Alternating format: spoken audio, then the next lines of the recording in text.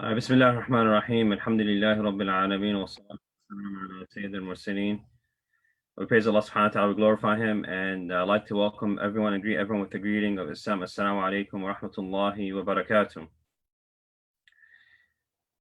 And today, inshallah, we have a very special talk on week 17. How can we know the purpose of our life? And we inshallah hope to be a very delightful night. And also we're going to open the floor for, we have questions that people submitted. We're going to have time for those questions, inshallah, to be answered. And also you can submit your questions. You can send them and put them in the chat. Today we have a very special brother. His name is Brother Abdullah Al Andalusi, and all the way from England. And inshallah, today he will cover this topic of how we can know the purpose of life. Just a little about him. He's an international speaker, thinker, intellectual activist for Islam and Muslim affairs. His work involves explaining and demonstrating by rational argument the intellectual proofs for the Islamic belief system and promoting the Islamic way of life and Islamic solutions for contemporary problems. On a personal note, Abdullah takes Islamic opinions from the classical Sunni schools of thought, Ahl Sunnah wal Jama'ah. And also, there's a lot more to say, but I'll keep it brief for now. I will say, subhanAllah, this is one of the more important talks for everyone, inshallah. And also, if you can take notes and follow along and, stick around with us, inshallah. And with that being said, I'll pass on to our dear brother, Abdullah Al Andalusi.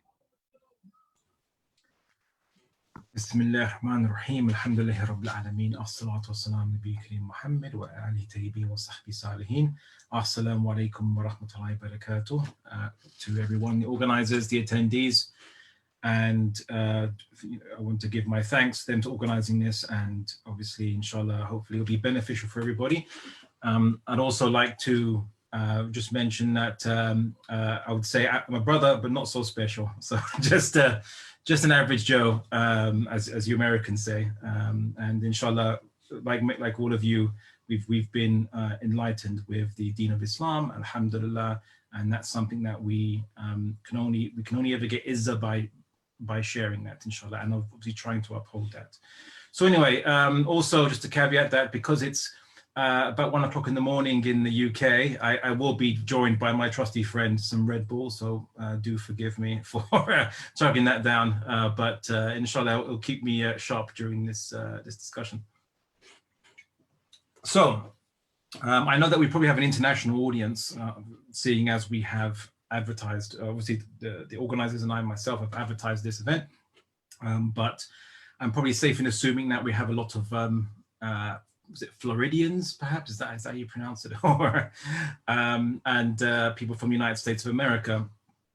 Now, I was made aware that in the United States of America currently, there is a little bit of a concern over rising doubts that Muslims are experiencing. Many Muslims, according to I think it was a Pew poll survey, if I'm correct, or maybe it was a survey of some kind that suggested that up to almost a quarter of Muslims born in a Muslim environment or family have reported to have left Islam. Of course, you have an equal, if not greater, proportion of Muslims coming into people coming into Islam, so reverts coming into Islam.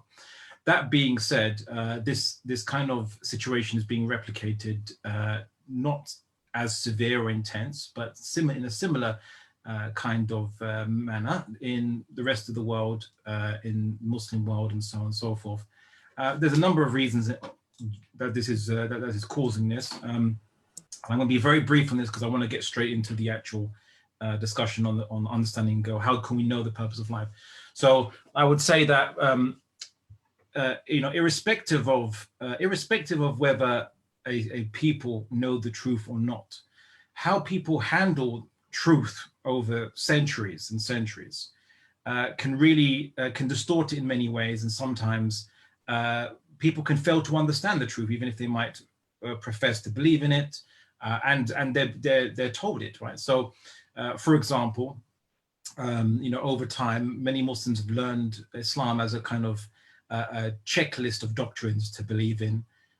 They're told it based on blind faith. Generally, they're told that even doubting is wrong, or you shouldn't doubt. This was what and you shouldn't. That includes not answering questions that they might legitimately have. And this has caused, obviously this problem to be exacerbated. Also, that many Muslims understand Islam in a very dogmatic way, with in a way that's very oversimplified from maybe centuries of kind of oversimplification, kind of crude understanding for the lay people, which got worse and worse and worse over time, such that it doesn't represent classical Islam and the classical understandings, which scholars in the past would have been shocked to see the level of understanding that Muslims have today, if they could ever come back forward in time to see this time. So there is a bit of a disconnect there, and many Muslims believe Islam is is to be this case. It's just a natural case, and many people leave Islam because they are taught Islam in such a way that, and just to illustrate this point, for example, they're taught in such a way that there's just misunderstandings of Islam itself. So I remember there was this one ex-Muslim reported that one of the things that didn't make sense to them about Islam was how it portrayed the history prior to the coming of Islam in 7th century Arabia amongst the pagan Arabs. He said, it was said that they used to bury alive all daughters. All daughters were buried alive. But then how would they reproduce, right? How would they actually have women to reproduce with? That doesn't make any sense. Whereas, no, that's not what happened. What happened was that it was the firstborn daughters of the pagan Arabs. It was a big shame if the firstborn of the family, which would be the head of the family, which was going to be the head of the family, was actually a female and not a male. And this wasn't occurring with every single Arab family, of course, but generally, if you were nobility or you were a respected middle class, so to speak, there'd be a great social pressure on you to look like your family is strong. And a strong family in pagan kind of culture was that it has to be the firstborn being a male. And you can see this replicated, not in exactly the same way, obviously, but this female infanticide is quite prevalent amongst certain polytheistic cultures, like, for example, in India, as well as in China, female infanticide, not necessarily killing children after they're born, although that can happen, but usually abortions when now, because obviously medical science has allowed people to discover what the gender is of the child before the child is born. Anyway, my point is this, that the understanding of Islam itself has become ossified, oversimplified, and doesn't resemble classical Islamic understanding. So my point is, today, I'm not going to be bringing in anything new at all whatsoever. The only thing new is perhaps explaining this in 21st century English language from the UK. That's the only new, if even that. So this isn't, inshallah, but let's get on to the actual topic. So as for non-Muslims, I hope there's some non-Muslims have attended today just out of curiosity. And if you are from a Muslim background, but you are no longer Muslim, I also invite you to kind of open your mind to kind of looking into these questions. But really, I wanted to kind of explain something. How to understand the purpose of life. It's really based on a lot of the revert experience, you could say. Many reverts to Islam who don't speak Arabic and would not understand the linguistic miracle of the Quran. I became Muslim. I didn't even know there was a linguistic miracle of the Quran. It wasn't. I was at a time when it wasn't many English books on that subject, if at all. And when I became Muslim, there was no discussion. I only discovered it later on in time when there was books coming out about linguistic miracle of the Quran. The scientific miracles of the Quran again came a bit later after I converted to Islam. But many reverts to Islam don't become Muslim because of the alleged scientific miracles in the Quran or the linguistic miracle of the Quran. They become Muslim because, and they will report this as it makes sense. Islam makes sense to them, or they recognize it in some way. It would say it seems like this would be the explanation that explains everything that they can observe. That it's very intuitive for most these reverts. Now, you might be thinking to yourself, look, if there's a purpose of life, why does it need all this philosophy and all this research and study just to arrive at it, right? That doesn't make any sense, right? Like, why can't it just be simple? Well, here's the thing. It actually is very simple. It's extraordinarily simple. In fact, when I was first considering Islam, I initially didn't think it might have any answers because it was simple. It seemed to be this, deceptively simple. Because I was told by the culture I was raised up in, due to the films and the books and just some rich people's flirtation with Eastern philosophy and spirituality and getting enlightenment after spending decades doing meditation, and those kinds of expectations made me believe with a false conception that somehow to find the truth will take years and years and years of contemplation, and will take advanced philosophies using jargon which most people don't understand. But that wouldn't make any sense, because how comes then the average person can't access the truth then, or doesn't have the time to access the truth, or it doesn't, that wouldn't make any sense generally. But the truth is actually very simple. And if you were to say it to a child, and that's why I think many Muslim children growing up, they don't have so much the kind of cognitive dissonance that you might get in other religions, people from other religions, because it just seems very almost straightforward and obvious into the fact, like, oh, well, there's one God over everything that exists. Everything doesn't make itself. It was made by this one God who controls everything. Everything seems to fit together. So there can't be multiple gods. And of course, we were made, we have a life, we have choice, we have our thinking ability. We have to put all these things into practice to do things in glory, to glorify God, because everything was created by him and by default is a glorification of him. It's a very simple understanding.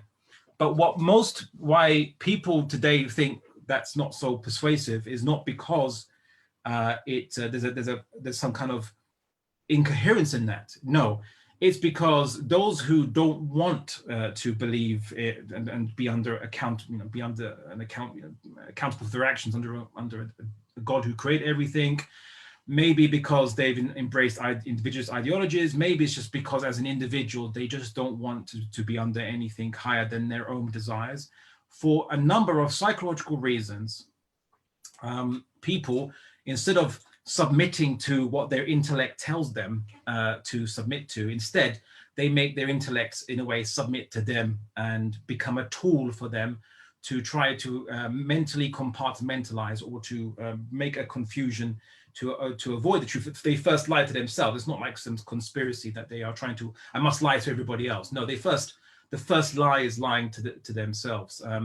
I want to give an analogy. Not everyone probably understands it, but it's a great example, which is there's a film called Inception. Don't know if everyone has heard of that film or seen that film.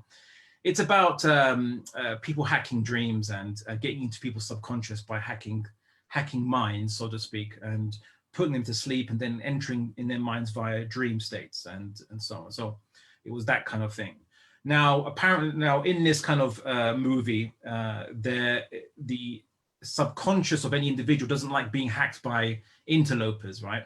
So in order for interlopers to kind of spend some time in that mind without being kicked out by that mind's subconscious, they have to create a virtual world inside the mind and make it into a maze so much so that the subconscious and the figures and representations of someone's subconscious in the form of maybe other people in this dream don't notice these foreigners coming into that person's mind, and they kick them out. So they have to make a maze so they can hide in that maze, and it will take some time for the subconscious to find these interlopers and kick them out. That was basically roughly the plot, kind of, or the mechanism of this dream called Inception. Now, what people who are who call themselves skeptics, right, today like to do is, if they don't want to believe a particular idea, they will try and invent a maze, so to speak, to detach an observation of reality, something that makes sense, from your intellect coming to it. So they make a maze of confusion to say, well, maybe how do we know that the universe, for example, wasn't made by multiverse, didn't pop out of nothing, for example, these kind of things. And then they will try to use, they'll try to twist any area where humans don't have full understanding of, let's say, the current frontiers of science. At any point in human history, they've always used human ignorance to kind of obscure the truth. For example, they'll say, well, quantum mechanics has shown that causality doesn't necessarily follow cause and effect. And it's like, well, no, it doesn't. It hasn't refuted causality. There's no refutation of causality. All there is that you can show that there is cause and effect over great distance, maybe possibly beyond the speed of light reaching from one cause and to the effect. So faster than the speed of light, right? That is the only thing that's demonstrated. But that cause and effect occur, again, is not refuted. They'll make up speculations like, well, maybe there's something like retro causality, so a cause can cause can cause an effect, which will in essence cause itself in some kind of loop. That's not been experimentally demonstrated, and yet again, that's just a speculation. And because you don't know about quantum mechanics, let's say, you'll fall into that mistake. You'll think, okay, well, maybe that could be the case. I don't know, right? Even though it's irrational and it doesn't make any sense. Now, people, then they would say things like, oh, science has proven that human intuition is contradicted by empirical evidence, by what you can observe. So whenever humans expected something else happened, so you can't trust the intuition. I call this anti-rationalism, so the attempt to refute or deny rationality in the mind. And again, no, that's also false. What's happened is that all that experiments have ever shown throughout human history is that human assumption has been wrong, but not the law of non-contradiction has never been contradicted, for example, right? Causality has never been breached. And I always give a typical example of this when, for example, the ancient Greeks believed that obviously the bodies, the kind of celestial bodies orbited the Earth, so the geocentric model. And because if they're orbiting, if they're going around, the perfect shape for going around is obviously a circle. Therefore, the celestial bodies orbit the Earth via a circle, in a circle shape, in a circular motion. The problem is that when they observed where these bodies were meant to be, they weren't there. They were in positions that didn't make any sense. And so they had to bend their calculations to fit it, but it never made sense to them. Now, if you were, let's say, a skeptic or an atheist back then, if there was a skeptical atheist back then who was trying to undermine rationality, they'd say, oh, look, you see, this proves that rationality cannot be proved. In fact, rationality is contradicted by observation. It's like, what? No. Rationality hasn't been contradicted by observation. Neither is there contradiction in the universe. But the assumption by the ancient Greeks that these celestial bodies would have orbited the Earth, that's assumption one. And assumption two, that the orbit must be circular. These are just assumptions. Rationality doesn't mandate any of these assumptions. Rationality doesn't necessitate any of those two assumptions. It's just assumptions. And all that science has ever shown is that human assumptions about how the universe works have been wrong multiple times. Likewise, so we call the universe the ayat of Allah, right? You could say that the signs of Allah, right? The signs of the Creator. Also, the ayat also can mean a verse, right? It can be referring to a verse of Quran. The other ayat of Allah, which is the Quran, is much the same way. I would say that if something doesn't make sense, and I've always found this, if something appears not to make sense, I always discover that it's nothing to do with any mistake or error in the Quran or in Islamic beliefs based on clear text and definite texts, but rather it's the assumptions we made or the assumptions you were taught about those texts that were wrong. And inshallah, I'm going to be answering a number of questions to show you where these hidden assumptions were. I once saw this documentary. It was called The Medieval Mind, and it was about Christian Europe during the Dark Ages, quote unquote. And it was talking about all the kind of superstitions these Christians believed in. They managed to actually convince themselves, some of them, that there was a race of people who had the heads of dogs, but the bodies of human beings. And then there was discussion about, do they have souls? Can we convert them to Christianity? Where do they exist? Is it the east or the west? It was quite hilarious. But one of the historians mentioned in that documentary that the medieval mind wasn't any less rational than we are today. It was their starting assumptions that perverted their thought. And that is exactly the same case today. I would say that the Islam that you probably were raised with and taught in schools and taught by teachers, which were just maybe teaching very simple and unsophisticated doctrines, which to people who are never expected to think about this stuff, because that's currently, unfortunately, the situation in the Muslim world, and it's very alien to what happened in Islamic history. By the way, our ancestors were much more sophisticated, which would explain our current condition. But I don't want to digress. So let's go on to discussing how can we know the purpose of life through first principles. I will be mentioning verses of the Quran, but only to compare, right? Just by comparison. We're going to start with the assumption that we don't know that Islam is true or correct.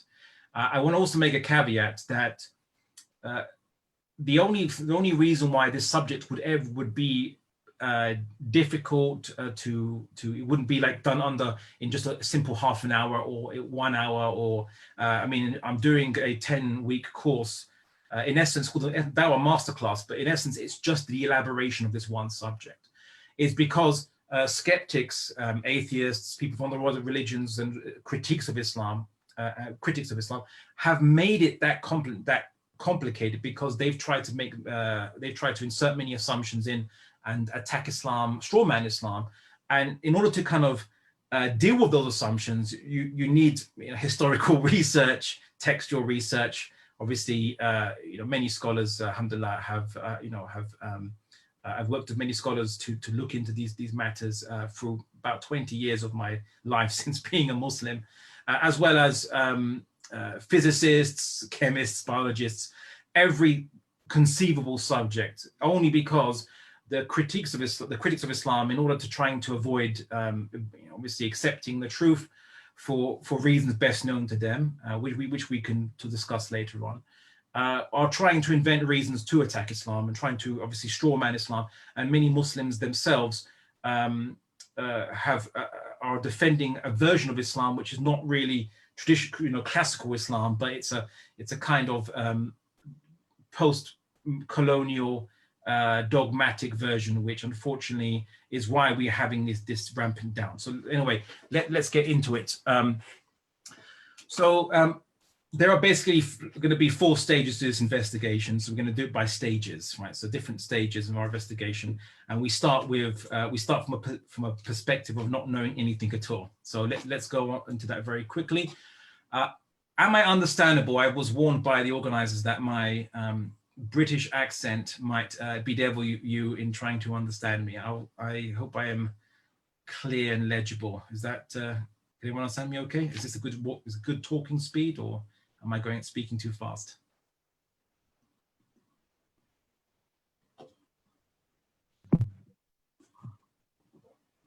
It seems everyone's saying yes, that they can understand you very fine, and your speed's fine. Jazakallah khair. Okay, alhamdulillah. Okay, barakallahu feek. Okay, so let's go for the first stage. So basically, I'm not going to get too much into the historical detail of where skepticism came from. It's obviously an ancient Greek school of thought.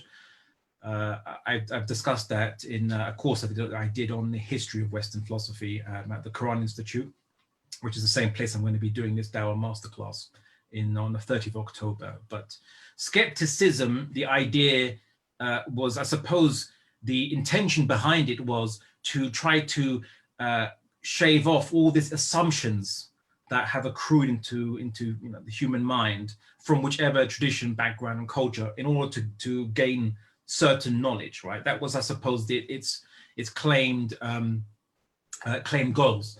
However, in the modern form of skepticism, and one certainly embraced by those who deny theism, who deny God and religion, it's almost deemed as a way of life, not as a tool. And in that sense, it's deemed as that they will just deny everything, or they will say they deny knowledge of everything, unless they have clear and perfect knowledge of all things. Then they, and they have a level of certainty that requires them to be a creator, them to be a divine God that has infinite knowledge. Unless you're that, you can't have certain knowledge, and that's the argument they, in a way, they are in effect making. Right? When you ask them what's the level of criteria for accepting science as certain, they will say they will disagree as to even that they exist themselves. I don't even know if I exist.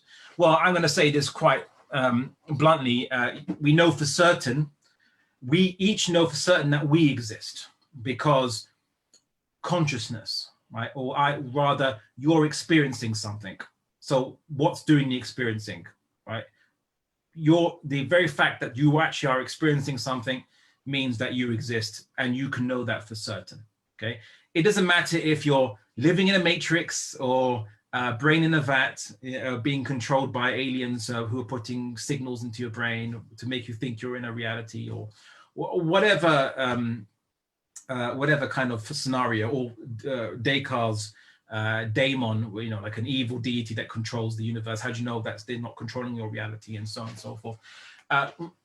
Regardless of that, what you know for certain is that you exist, right? Because you're experiencing something. So that's the first thing. Then from that you build onto the next level, the next pillar, which is, well, you're experiencing something, and you can't control what you're experiencing. Something's coming into your senses, regardless of what if you are a brain in the vat or a computer program or whatever. If you want to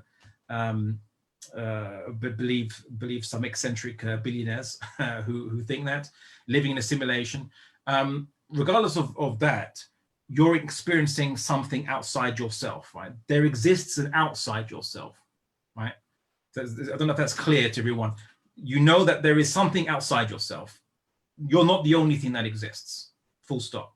And if you were even the only thing that exists, if you were someone who was born with a coma, but you could think, if that's even possible, but let's just say you all you could see was darkness, you couldn't see anything, and you just know that you exist. The very fact that you didn't bring yourself into existence, and yet you exist, would be again evidence that, or at least rationally, you'd know, well, I don't remember any eternity before this point. There can't be an eternity before this point, because you can't exhaust eternity. You can't finish counting eternity. So you could deduce that even if you couldn't see anything, that you yourself were started by something else. You were created by something else, even if you couldn't see anything at all whatsoever. Right? These are just basic rational points of observation. Now, you do see an outside world, right? So what is this outside world that you're observing? Now, again, people say, well, look, Abdullah, how do you know that you're not living in the matrix? How do you know you're not living a brain in the vat? And I say, it's actually, in a way, it's actually irrelevant, because what you're seeing is always going to be real. And what I mean by that is there's always going to be a reality that you're observing. Let's say the matrix, right? So a computer simulation. A computer simulation, these programs that you're observing, and sprites and things, let's just say, they exist somewhere. They exist in a hard drive. They exist by a processor, and switches, ones and zeros, conjuring them in front of you. But they come from somewhere. There is an origin for all things, right? They don't just pop out of nothing. So there's, even in the matrix, there is the programs you're observing. They have a reality to them. They have an origin to them. Likewise, even if you were in the middle of a fever and you're delirious, okay, and you start hallucinating and seeing things that aren't there, these hallucinations have reality, right? They have not to scare anyone who's been having that recently, I know, but what I mean by that is they're coming from your subconscious, or from neurons misfiring due to increased temperature in the brain, presumably, if that's the cause of your hallucinating, it's a fever, and they are producing obviously the simulation of images onto your matched with the stimuli coming in from your visual cortex, from your eye. So in essence, it's blending in two different stimuli, one from two different you could say sources. One is from the outside world, and one is from your obviously neurons. But it comes from somewhere. It's being caused by something. That's the point. So all things have a reality. Where there is a confusion, what we mean by the only difference I would say between these different things is the category they fit into. So if you were in a computer program, what you'd be observing, it wouldn't be not real. It would just be something that's not physical outside of the hard drive, right? It would be fit into the category of a virtual program. It wouldn't be something in which is composed of atoms, but composed of how the program would work, pixels, which come from electrical signals and so on, so on, so on, so on, so forth. So which are obviously come from a magnetic based or solid state hard drive, right? But that's the only difference is how do you categorize? I'll give you another example. You could say unicorns are real, right? You can quote, I suppose you're going to be quoting me. I've just been in this lecture of Abdullah Al Andalusi, and he's been saying unicorns are real, right? Real, not real in the sense of they exist in the material world, but real as in that they exist as a concept in the human mind, which also, which people have given expression of in drawings, right? That's the reality of it, of unicorns. They don't exist in the material world, but they exist in the human mind as in the form of a concept, right? Or they're no more than a concept. However, you could say that they could also exist as images, right? One of the interesting things is that in the Quran, it describes these false idols and false gods, being burnt in Jahannam, being burnt in hell, and also that describing that these false idols. That's because these idols only exist as stone statues and as concepts, or if fantastical imagining concepts in the minds of people, but they don't exist as creators in the universe. They don't exist as deities at all. So this is how we understand that this is a concept. The concept has a reality, as in the concept exists, but the concept doesn't. But the notion that we're having is not something that relates to something that exists in the material world. So the bottom line is everything has a reality. The question is how you categorize these things, and so on. So even fantasy made up stuff has a reality. It's just that it's not a reality in what we would call the real world, right? Or the material world outside us, or the world beyond. Anyway, so that's that. So we know there's an external world to us. For certain, we know there's an external world to us. You can't control it. And you'll see. I'll explain it later on. Something connected to the fact that you can't more proof that you can't control it. Right. So then what do we observe from this external world, right? Well, regardless of whether what you're observing exists in the physical world or in the computer program, they all share the same qualities, which is what you're seeing is change. You're seeing change. Things aren't static. Things are changing. Things are existing distinct from each other. Right? You're getting sensation of different things. You're not getting only one sensation of only all you can see is just one color. For example, you can see multiple objects or multiple things, regardless of which environment is causing these things to appear to you. These things are distinct from each other. So there's a multiplicity of things. They're changing. You're seeing change occur. So certainly you're undergoing change, or what we call time. And then we can begin asking questions based on these premises that can't be denied, right? Can't be challenged. So if anyone currently we've now refuted nihilism or ontological nihilism. Now we've now refuted that. We've refuted epistemological nihilism, right? So now we've moved. This is stage one. We've moved the bar forward a bit. Now we're going to get to well, what is the ultimate reality behind what we are observing? So we're observing change. Okay, so we're going to ask the question now, what initiates change, or where did, was there an eternity past of change, for example? An eternity past of change, of changing things, all these things, have they always existed? What you're observing, have they always existed? And have they existed for eternity like this? Have you existed for eternity? Well, no, you know that you can't exist for eternity. At least you don't remember existing for eternity. So you know that your memory hasn't existed for eternity. That's the first thing you can deduce. The second thing you can deduce is that an eternity past, and what you mean by that is an infinite past for these finite things that are changed, whatever they are, whatever their reality is. This infinite past, if there was an infinite past prior to this point in time, we would never reach this point in time. What I mean is, imagine you came to this this lecture today and you saw that the organizer said Abdullah hasn't arrived yet. He's not on online yet. But wait, he said he'll be there in an infinite amount of time. So just you know, have a sit down, have some tea, and he'll be on.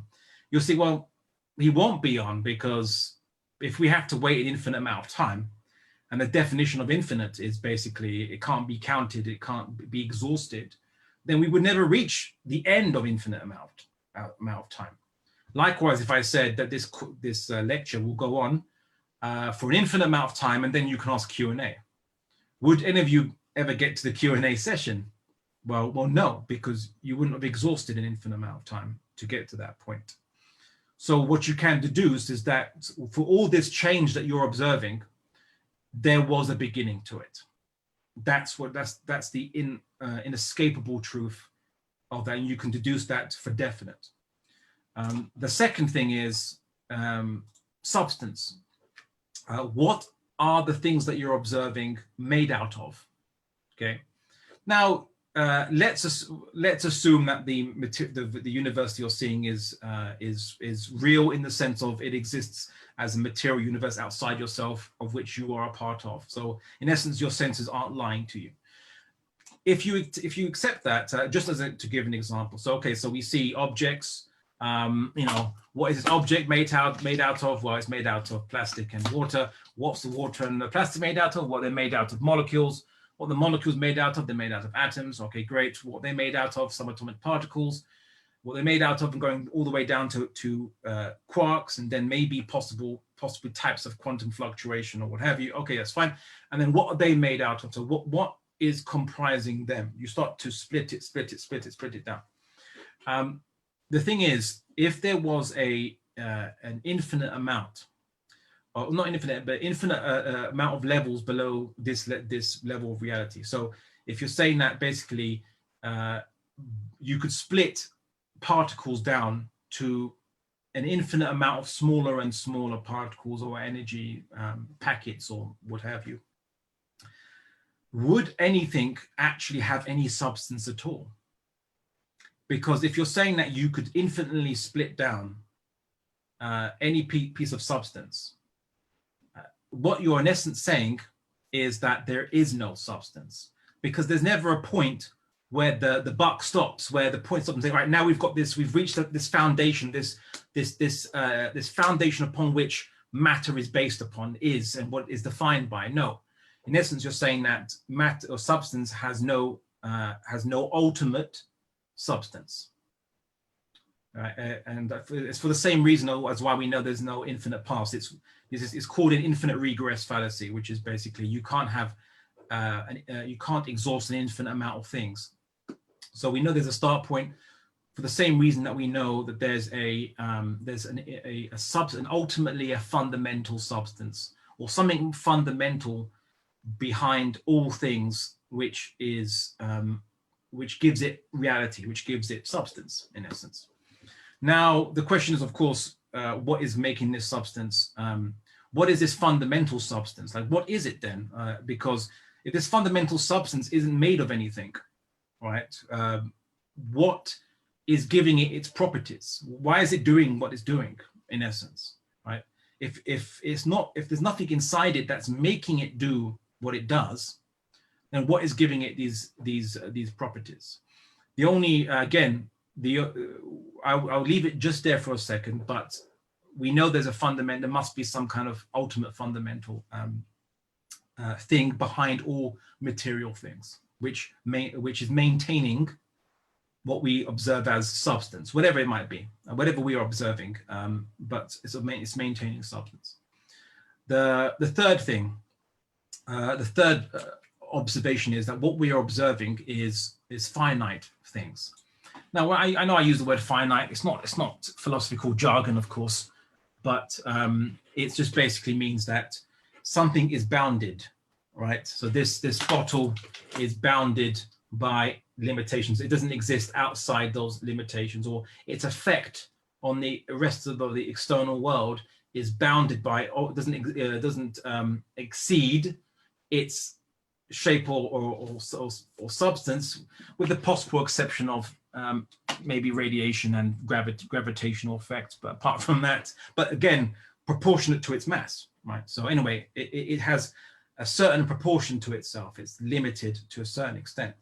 So I'm just going to pause that there. Someone asked the question, what wouldn't that be saying substance is infinite? Not that it doesn't exist, because technically if you divide everything more down and more down, it keeps going, it's never going to run out. Okay, so a sister asked, are you saying that substance is infinite? Wouldn't that be saying that substance is infinite? No, I'm saying that substance, I suppose the word means, in a way, substance is meaning something, right? There is something there. So if you're saying that you can cut it down infinitely, but never reach anything underneath it, right? There's nothing that is made out of that you could find. For an infinite amount of cuttings, what that's saying is that there's actually nothing there, all right? Because you're basically saying that it can be cut, and there's never anything, you'll never reach a point where you're saying, okay, this is what it's based on.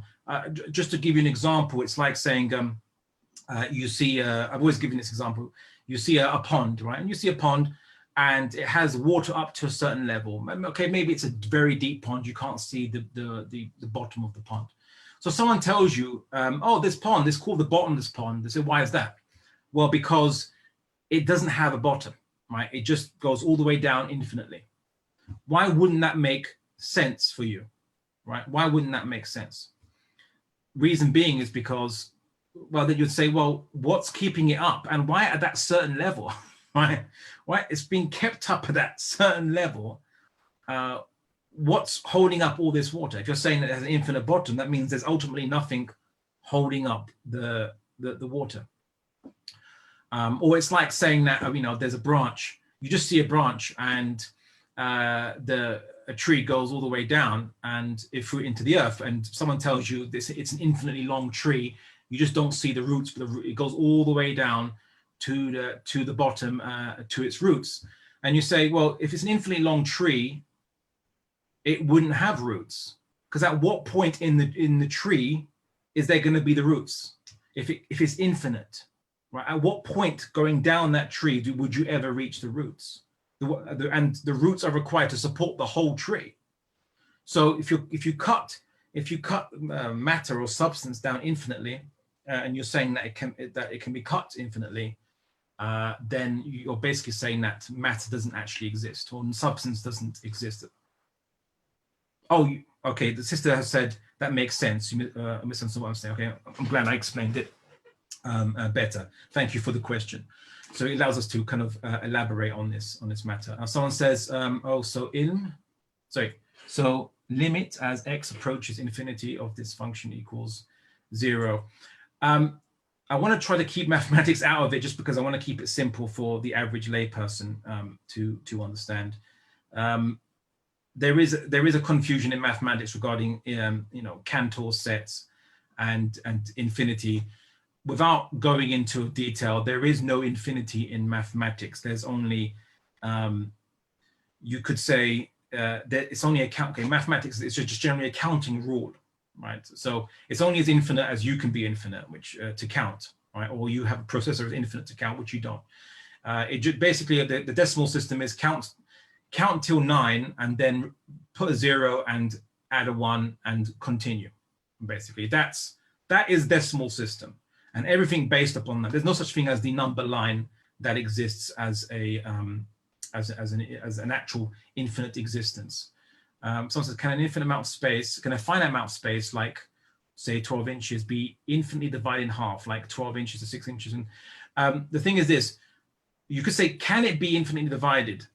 In mathematics, there would never be a point where you could, where the mathematical system of counting, or in this case, dividing, will not be able to continue dividing, but only as an abstract concept. In essence, if you could infinitely exist for an infinite amount of time doing that, you could then divide going on forever.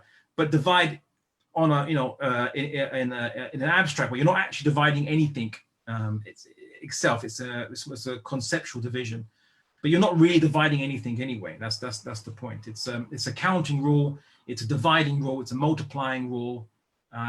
It's a subtracting rule. That's what the operations of mathematics are.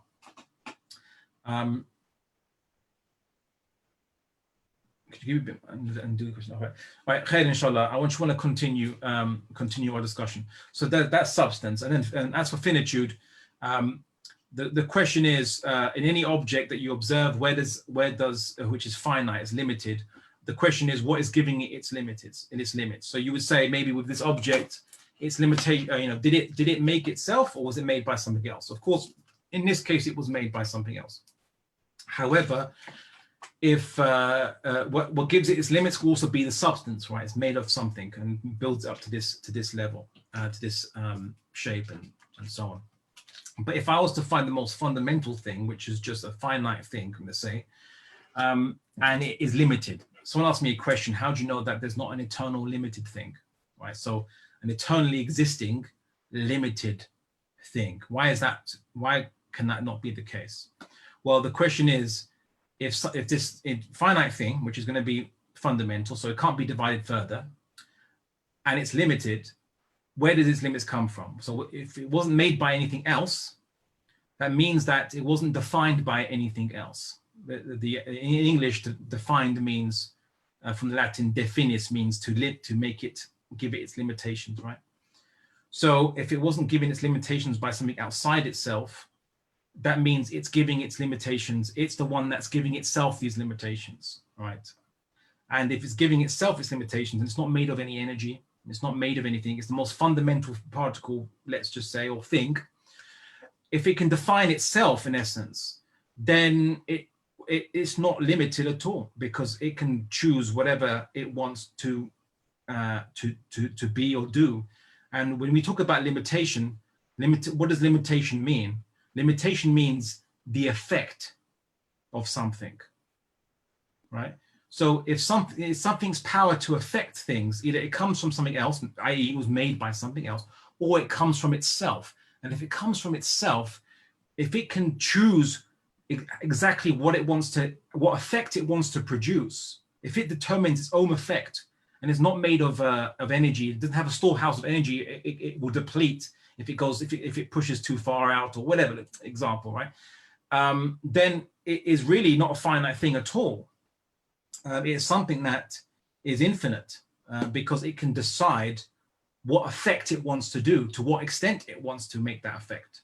If it determines its own effect, if its effect is determined by something else, that is what we call creation, right? When you make something, and this bottle has an effect, right? It has a certain weight, it displaces a certain amount of air, it obviously causes gravitation due to its mass. It has a certain effect, right? It didn't determine this effect. It was determined by something else to it. But ultimately, there must be something which determined the finite things of everything else, or the finitude, or the effects of all things in creation. We can go more into that, but I don't want to kind of spend too much time on that one thing. And lastly and finally, the fourth thing that we observed from whatever we are observing is specificity, which is that this bottle is not is not twice the size it is or half the size it is. It is this specific size with this specific color and shape and form. So the question is, what gave it its limits? Yes, and now what made those limits in that very specific way and not in a different way, right? What determined it, in essence? Now, if you say, well, it was determined by something else, and determined by something else, and determined by something else, and you ask, well, what determined that? What determined that? You can't have an infinite chain of things determining, going back in the past, let's say, because again, you would never get to this object existing. You never get to you existing. So at some point there is something that determines, but itself isn't determined by something else. And that's the only way to avoid contradiction. Someone said, I know the universe is okay. I'm going to answer a lot more of these questions in the Q&A session, because I want to kind of just get to the end. So, but all these questions, inshallah, we're going to try to go through however long it takes, or however much time I'm permitted by the organizers. But I do want to cover as many questions as possible. So, so basically, we get to this point where you have the beginning, the first, something that initiates motion, but itself isn't moved. So, or something that initiates change, but itself is not changed. You've got something that is defining substance, but itself isn't made of a substance. Right? Itself is not made of a substance. It's not divided further. You have to reach a point, and it must be sustaining all other substances. Because all other substances, if you break them down, they must reach some fundamental substance.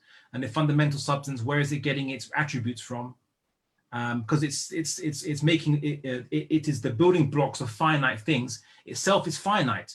So if it is finite, then where is its attributes coming from? Where is its characteristics coming from if it's finite?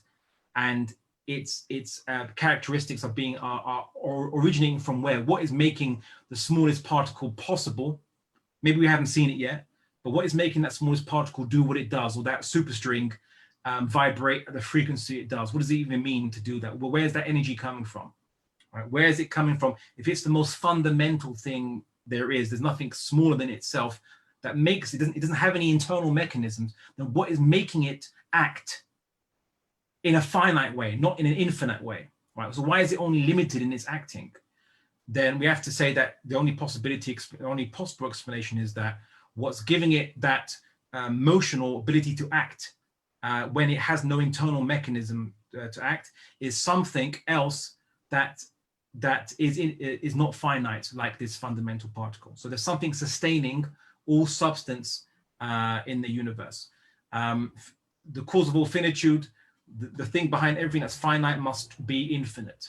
It was not determined or limited or created by anything else, because to create is to shape something into its finite form. And so if this thing doesn't have any limitations and it starts the chain, it created everything else, then this thing itself is uncreated, because it doesn't have any limitations that require creating. Someone asked me that question, I believe, on the Q&A. And lastly, specificity, which is where did the choice come from to make things in a certain way? How come this universe doesn't have one quark more than it does, or one quark less than it does? And if you were to say, well, Abdullah, how do you know how much maybe the universe is infinite in mass and in energy? Let's just say because you haven't observed it. Well, I'll say, how comes within the observable universe there is only a certain amount of matter, and not a greater amount or a greater concentration per unit volume in the observable universe? So that's still a question we can legitimately ask. Now, the argument would be from some atheists would be that, well, what determined something is randomness or chance. But randomness doesn't really exist. We know that everything basically, like, where did what caused something to appear in one way and not appear in another way? Right? Now you say randomness, but what does randomness mean? Because we have no conception of randomness. You roll a dice, and you might think it's random, but it's not, because you could calculate the weight of the dice, the air particles or molecules rather, at the time, the exact strength of gravity at that particular point on the Earth's surface, and a whole number of calculations. You could determine with a precision, generally speaking, what the result of that dice roll was, what determined that dice roll to be the way it was. But true randomness, we've actually never observed. And also, how could it possibly exist? Because what is causing something to be decided one way and not the other way? So ultimately speaking, there has to be, to avoid any paradoxes in any of these four things, motion, substance, finitude, and specificity, there has to be an origin of motion, an origin of behind all substance, as in a maintainer behind all substance, something that defines things but is in itself not defined, and something that determines the limits of things to their proportion or proportions them, but itself doesn't have a proportion. And really, if you're thinking about something that can initiate change or motion from a state of no change, let's say, and no motion, then what they're doing is they're basically increasing, and I call it increasing from nothing, as in they are producing an increase from absolute nothing, which means that they can create energy from nothing. Because to initiate motion from a state of no motion, when there's no, I mean, in the world today, that only happens when you have a force that occurs. So this thing can actually initiate motion from complete standstill, so to speak, which would mean that it has the ability to create from nothing or increase from nothing, and therefore is inexhaustible in power. Power just means the ability to get work done, right? Work done over time, as physicists would say. So this thing has the ability to has infinite power by definition, but itself is not finite or limited, or looks like any creature or created thing. You could deduce this rationally. Now, I've really summarized all these things because of the limits of time, but I mean, there's a reason why I'm doing a 10-week course on this. With diagrams, we'll be going through these philosophical concepts and looking at all the possible contentions that could possibly be argued. Now, the next, and this is kind of going to reach in the first stage. The next stage would be, how do you know?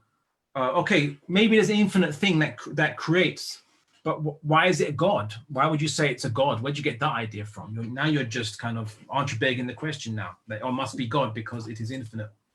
Well, no.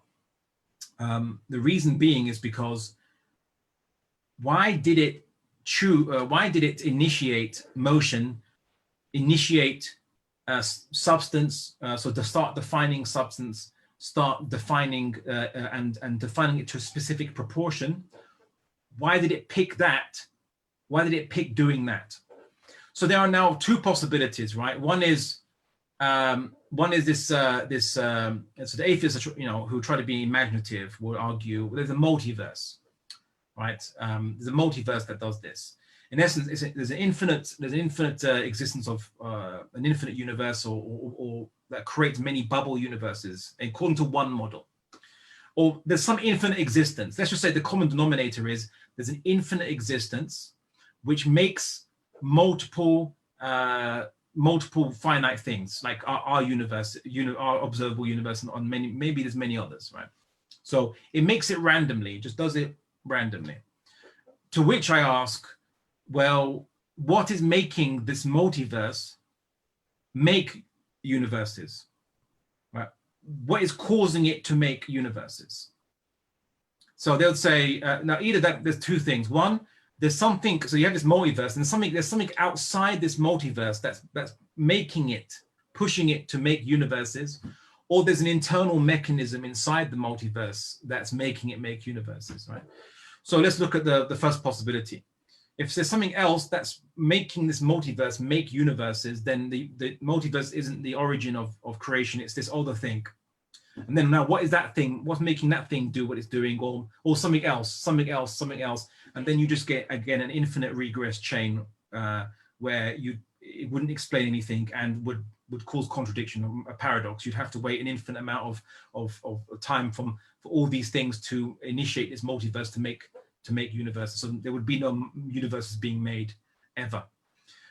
maybe there's an internal mechanism in this universe that makes it mechanically like a factory just produce universes. Okay, but what is making this mechanism then initiate universes, making the multiverse make universes? Or maybe there's a smaller mechanism. Okay, and what's making that mechanism do? Make universes? Oh, an even smaller mechanism. And again, if you want to go smaller and smaller and smaller and smaller as to an infinite, causing another infinite chain of causality, again, nothing would be caused, because it's like saying that you have a watch, and in this watch, what's making the hands move is there's a smaller mechanism inside that watch that's making the hands move. Okay, what's making that mechanism move? Oh, there's a smaller mechanism inside that, and a smaller mechanism inside that, a smaller mechanism going on for infinity. If that's the case, in order for the hand to move, you have to wait an infinite amount of mechanisms to finish making each other, to get to the point of basically making that hand move. The hand would never move. So the multiverse theory collapses because it can't get away from paradoxes, from contradictions, right? And that's the problem. But what is left then? What remains? Well, what remains is that the creator or the originator behind the universe, whatever it is, it initiated creating the universe itself with no internal mechanism, no external pressure making it do that. And what do we call that? If it can initiate it without prior cause, well, we call this choice. And if something has choice, that's the definition of a will. So if something has inexhaustible power, it has power, it's inexhaustible, it can make from nothing, and it has choice, the ability to choose and initiate voluntarily, that's the minimal definition of what we would call God, or Allah subhanahu wa ta'ala in the Arabic language. And that's how we know there's choice. Now, the second stage, now remember, all this we deduced without knowing that what we are seeing is 100% accurate, right? And I wrote a tweet on my Twitter where I said that the only thing we can truly be certain of is that we exist, and there's an external reality, and ultimately there is a creator behind this external reality and ourselves. That's the only thing we can prove for absolute certain. The philosophical definition of certainty.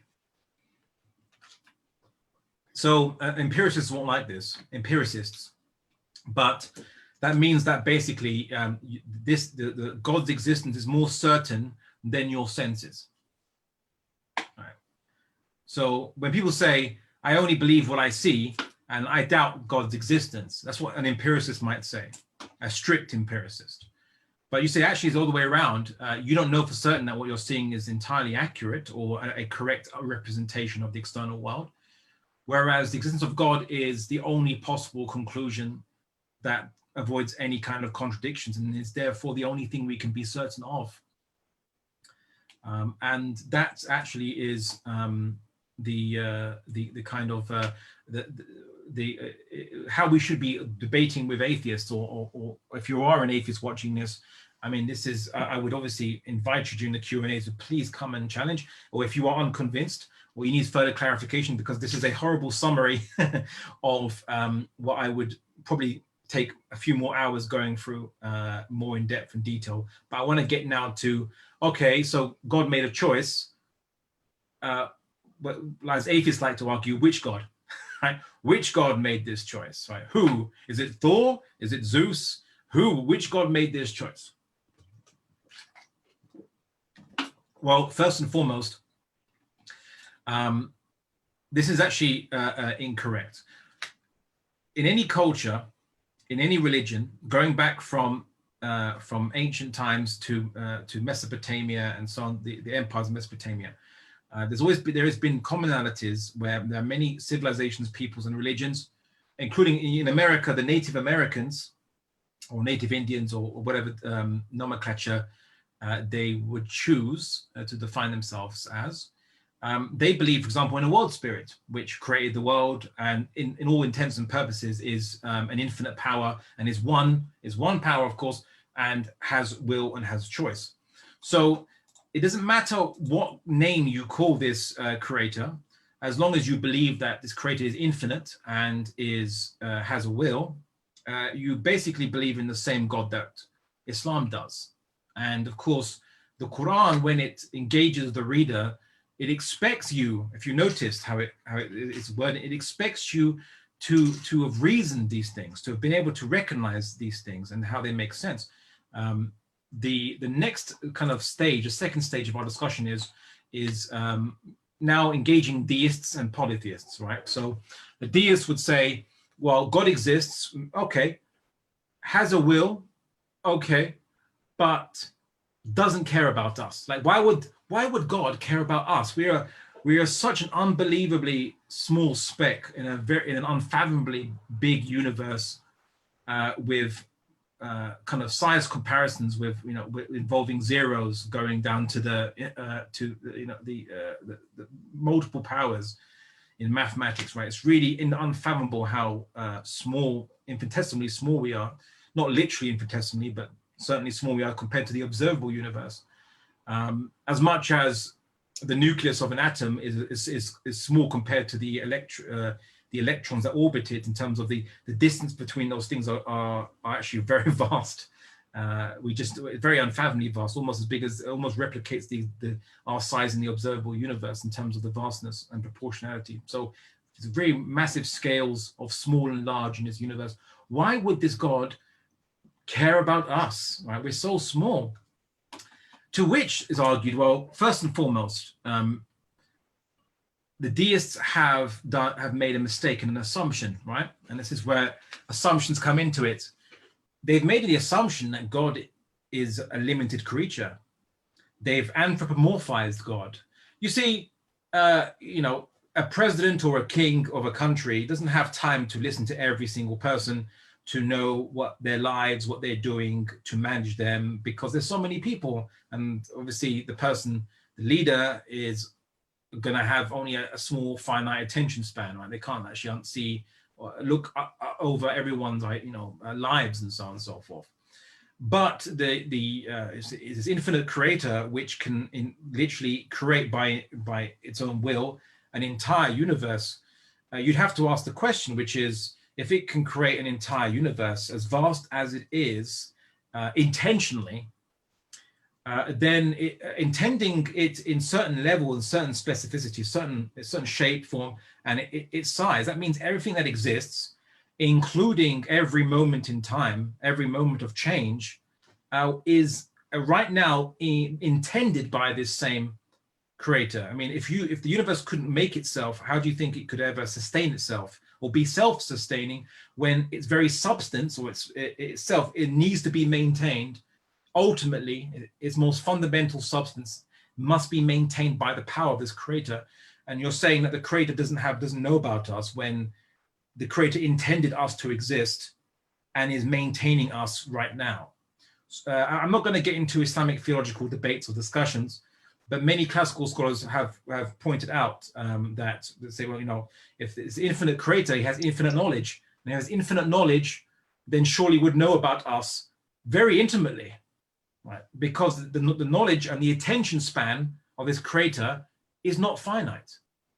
But if you want to get more sophisticated into it, you could, depending on which school of thought within Islamic theology you want to subscribe to, others would say that God's will and knowledge are all one and the same thing. So when God willed everything to exist and is now willing to maintain it, that's coterminous with his knowledge. And so whatever he wills to maintain is exactly the extent of his knowledge. And so he knows everything that he's made, and he knows everything that he's maintaining. So he is intimately aware that we exist, and he's intimately aware you specifically exist, and everything that happens in your life, he is intimately intended to happen and knows about. So now that's where we now moved on and breached the deists. Now we've breached past the deists, Now we're going into we're next up against the polytheists, which would say, how do you know there's not more than one God? How do you know that there's only one God? Well, this is for very, very simply, in that if there was more than one infinite power with will, then they would limit each other, right? They would cause limitations upon each other, and they would not be infinite anymore or unlimited. They would just be their effects would be limited would be limited. The Quran uses another interesting argument, which is that if there were more than one power, then the universe would be in a type of chaos whereby the laws of physics would be constantly changing and would produce paradoxes as each creator changes and tries to wrestle with the other to control the universe, basically, if there were multiple powers. Now, this might seem obvious and self-evident, but this is a powerful refutation to polytheists who believe that there are multiple gods, each given a certain speciality. One controls lightning, one controls rain, one controls the fertility, one controls the sun, one controls the moon, but yet they operate under regularities, right? There's regularities in the universe. There's no such thing as, night overtaking the day and so on and so forth, meaning that you don't have these paradoxes that could happen when you have multiple deities with infinite power vying with each other and wrestling with each other. And of course, if something has infinite, so something has infinite will, but is not a finite thing, it doesn't have a physical body that limits its existence. So you can have multiple bodies living together and not, and they can coexist. You'd have an infinite will, which basically has a will over everything. So if something has infinite will and doesn't have a body that bounds itself to one location, let's just say, then how can you have multiple infinite wills? Because how could they coexist at the same time over the same thing if they are both over each other even?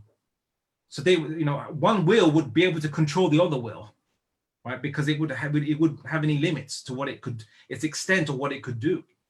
So in essence, then the second will would be subordinate to the first will and would not even be a separate will. It would just be in essence a puppet of the first. And what it ultimately means is that you can't get any way you try to conceive of multiple infinite powers produces a paradox or a contradiction, right? And of course, a more simple argument is, if there was more than one God, why? Let's say there was 3 gods. Why 3? Why that number 3? Where did the 3 come from? Why not 4 or 5?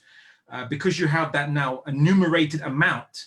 The question is, what determined that amount to be in that number and not less or more? Now, if you go back in human history and you look at different religions from the ancient Greeks, Aztecs, Mayans are not so ancient, but you look at ancient Chinese religion, you look at ancient Egyptian religion, there's something they share a commonality amongst themselves. There was always a first god, which then created the other gods. If you look at also Hinduism as well, would bear testimony to that. Brahman, the first, the ineffable spirit or power that makes the other gods and creates other gods. I remember once I heard of Hindus celebrating Krishna's birthday, and they call Krishna a god. I was like, how can a god have a birthday? That's very baffling to me. So in this regard, the refutation of polytheism is very clear in Islamic verses, and it would make sense that what we see is that in all these civilizations, we see there's always a first god that creates the other gods. There's never such thing as all these gods existing from eternity, right? They always seem to come in later, be created later in all these different religions, actually, which obviously answers the question, what came first?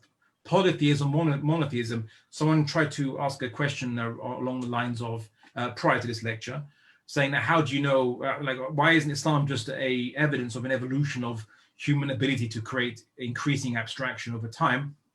And I say, well, because the historical record bears the opposite. Monotheism seems to be generally first, at least amongst the formalized religions, and then polytheism, it seems to degrade into polytheism, right? And if you want a great example of this, I would say, with no offense to Catholics here, but Catholicism starts from a religion whereby they believe in one God, which has no statue representing that God.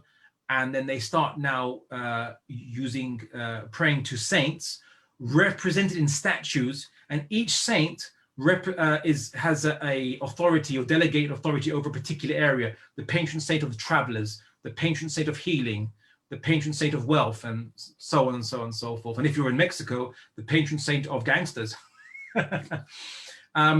Sounds familiar, right? Sounds similar to what we hear from from many polytheisms that we've heard, because ultimately polytheism is the corruption and degradation of an original monotheism. Okay, so we've got through polytheists, deists and polytheists. Now the question, people say, why did God create us? Why did God create the universe? What was the point? What was to be gained from it? The problem with this thinking is, again, you're making the assumption, right? And remember, never make an assumption. I had a teacher at my university, and they wrote on. They said never assume, because this is how he wrote on the blackboard. He wrote, assume. He took the first three letters of that, separated it out, and then took the letter U, and then separated it out and took the two letters M-E, me. He says it makes the first three letters out of you and me, right? We always used to say that to us. Never assume, because it makes a fool out of you. Let's just put it like that, right? So I would say never make the assumption. The devil is in the assumption, and sometimes literally, right? So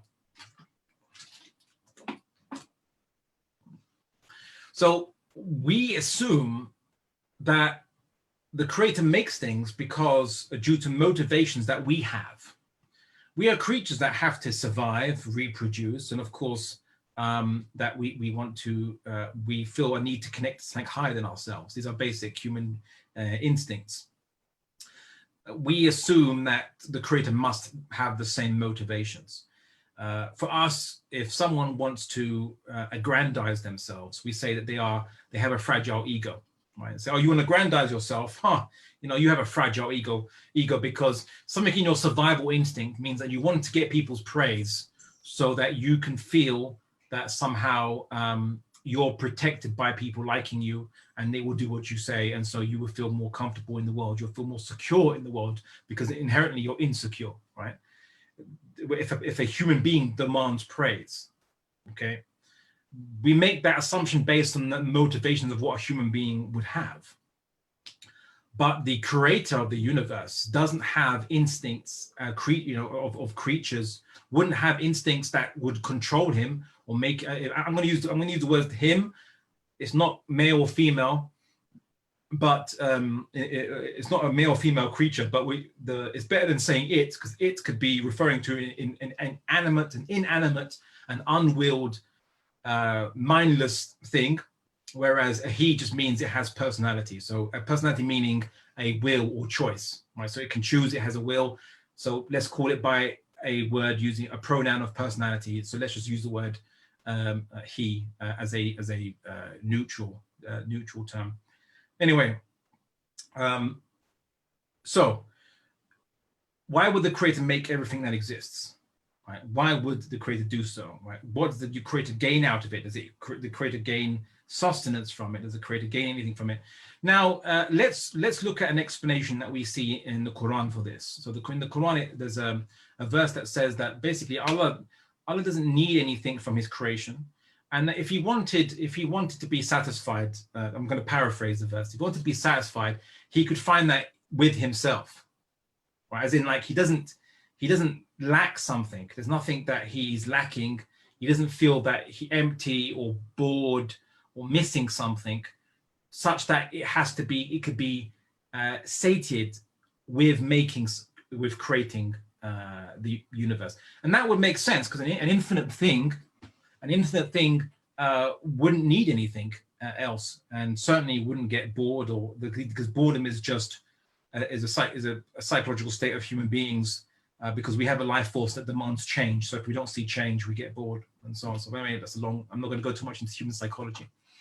So what possible explanation? So what is it? What is the explanation that the Quran brings for this? What does the Quran? How does the Quran kind of produce a discussion? So if we go to see Quran Surah 16, ayah 15 to 17.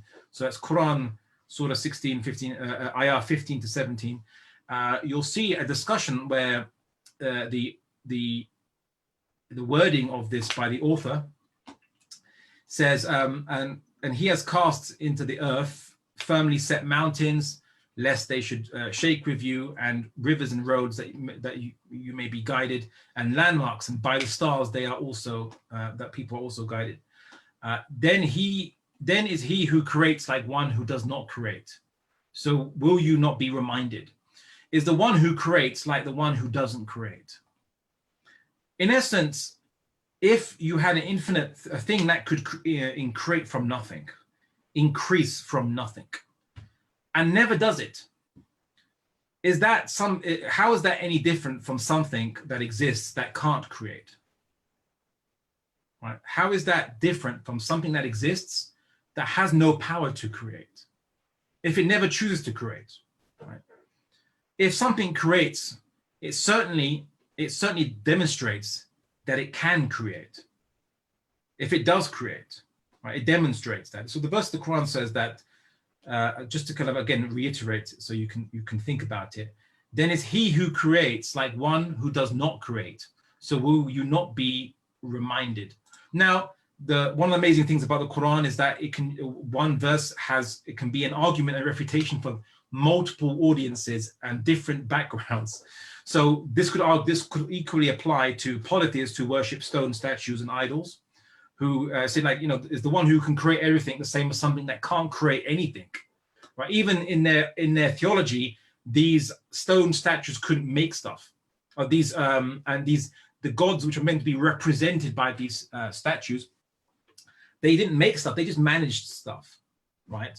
But you have the creator of the universe, and in many ancient theologies, you have this creator God. He makes everything, and then he's forgotten about. Right, the Egyptian god Ptah, the ancient Chinese god Shangdi, and so on and so forth. You have, I believe, Kronos in the Greek pantheon. Well, technically, stuff was made. He makes stuff, then gets forgotten about. But there's actually a rebellion by his sons against him, and led by Zeus. And anyway, I'm not gonna get into that, but. In all these cultures, and this when historians look at this, they're always quite amazed when you have this creator God who makes everything, makes smaller gods, and then just gets ignored by the, people pick a local smaller god to be the patron god of their city, and they just worship that god. Like Hubal might have been viewed as a patron god of the Quraysh, or some of the clans of the Quraysh, for example, or Athena. Not Zeus, but Athena, and certainly not Kronos, viewed as the patron god of Athens, named after Athena.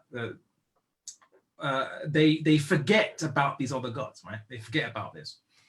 If you asked, I saw this. There was this Hindu politician, was a BJP member, and he basically was asked in an interview. They said it's just a friendly interview with a sympathetic interviewer, of course, and asked him his opinions about things, and he was certainly talking about Muslims in a derogatory manner. And then he was asked about his career, and then he was asked, and what God do you worship? And then he talks about some local god, whatever he worships, like a football team or something.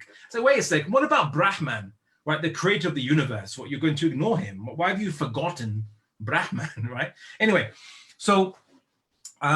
But what's interesting in this verse of the Quran, just to go back, rewind it back a minute, is that when God's creation of the universe, first and foremost, what is it a demonstration of? Right? Think about it. Yeah. What is God's creation of the universe a demonstration of? Would anyone like to answer in the comment section?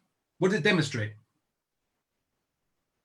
If God creates, what does that demonstrate? He has the ability to create. And the ability to create is a demonstration of his power. Power, it means the ability to affect or to work, to do work. And of course, for God, he can do it inexhaustibly. Or this creator, we know rationally, I'm not referring to Islamic doctrine here. I'm just saying from first principles of our deduction, we know that this thing can create from nothing and increase from nothing and increase energy from nothing, so to speak. Then it certainly has inexhaustible supply. So to make everything is demonstration of his power. So everything that exists, we know is intended, is chosen, therefore has intention behind it. And if it's intended, and we know that it's made by, because its existence is a demonstration of his power, then the intention behind everything that exists simply demonstrates his power.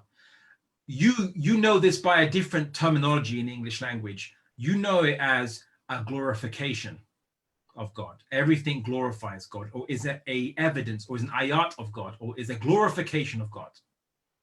But when you hear the word glorification, sometimes before I go to break anyway, so I'm just going to finish this point, inshallah, because the break's going to come up.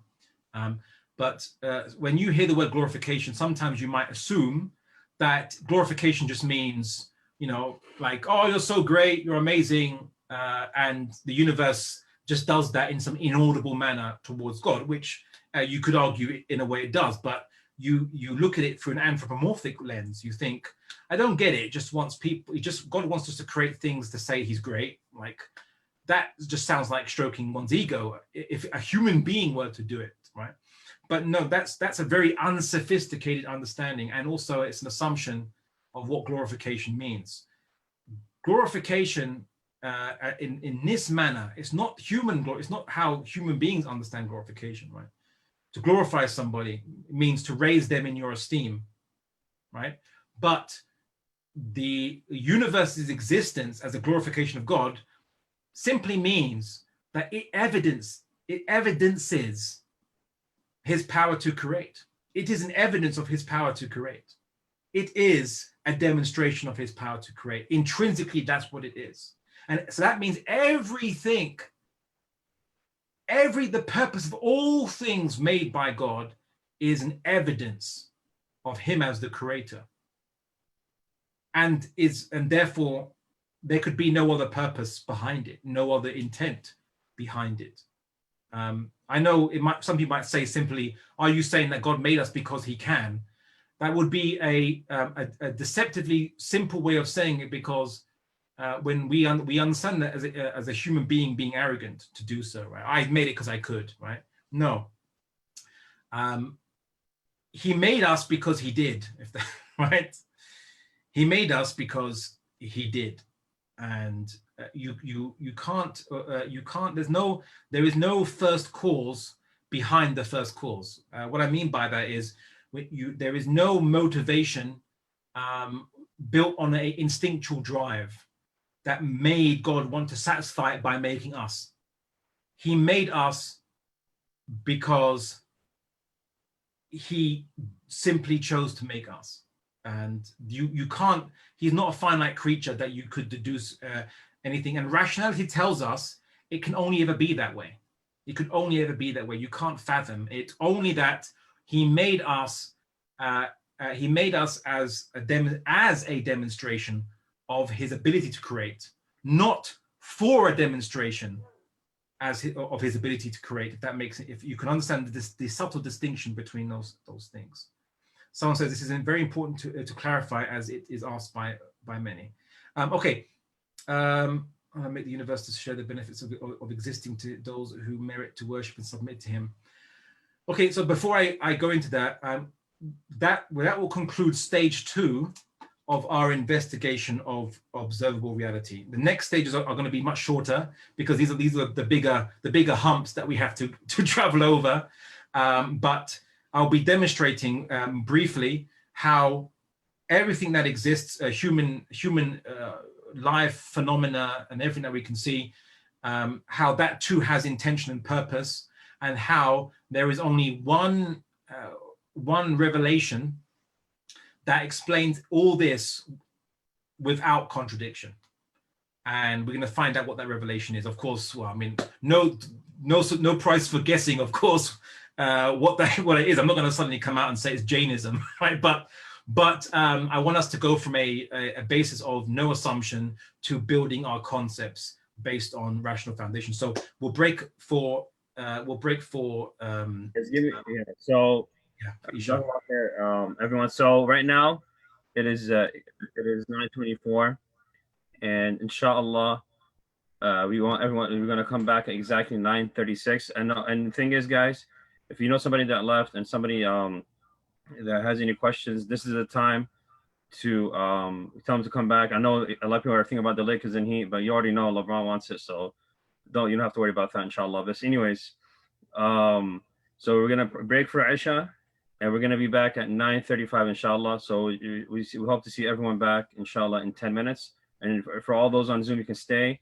And for the questions, we'll start right after the intermission. Jazakumullah khair, and we'll be back right, inshallah, shortly.